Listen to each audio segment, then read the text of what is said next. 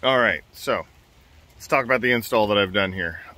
First, I'll tell you the 3 components that I installed from Mishimoto, and then we'll talk about my review on what I think about each part and the things that I like about it and things that I didn't like. So the 3 parts that we installed here: the upper support bar, which goes all the way across and supports the entire radiator and everything. I installed the solid aluminum radiator. All right, kind of hard to see, but all the way down, including the new support brackets. And then I did the expansion gas tank. So I went with the wrinkled black, and it's solid aluminum. I did stay with the stock cap though. All right, so the first thing, the support bar. Went in really easy. It was a beautiful install. Didn't bother me at all. The one problem I did have with it is that the rubber stoppers for the hood height, if you don't have them low enough and you're able to close your hood, it can get stuck. And having never done it before, that was something that was interesting to me. Other than that, I love it. It feels solid, doesn't move anywhere. It just feels stronger, and I feel like it provides more support. Also looks cooler, in my opinion. That's just me. The all aluminum radiator. So the little clips that you see for the back of these bolts, there's 6 of them.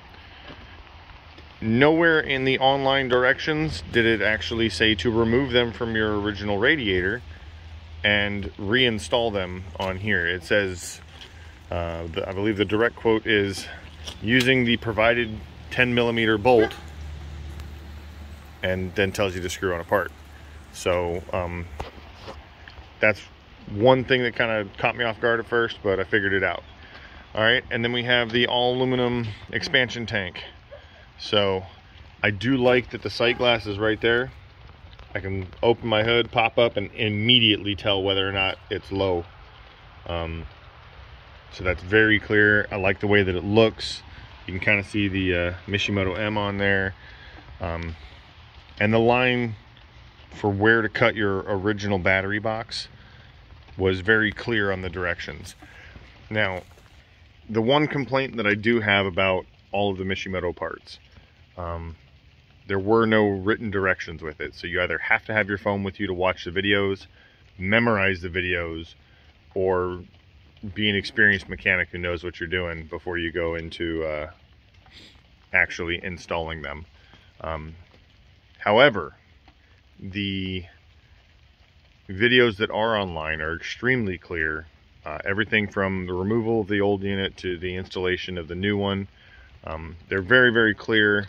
There were just onesie twosies that, you know, not telling me to remove the clips from the old radiator that were missing, but other than that, very clear.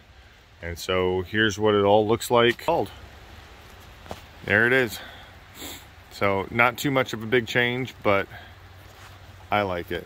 Now the next thing that I'm going to be doing, if I when I can afford it, is I want to change out my air intercooler as well as the pipes that go with it, because this is very constricted right here, and there's so much more space that can be used. Mishimoto does have pipes for both the cold side and the hot side of the intercooler, which is this giant thing on the front here that I've got bugs on, and the paint is flaking. But there she is, all put back together. Now, we can talk about the difficulty of how all this goes. I have no mechanical background experience. I've never worked in a shop. This is literally just plug and play, taking it apart, putting it back together.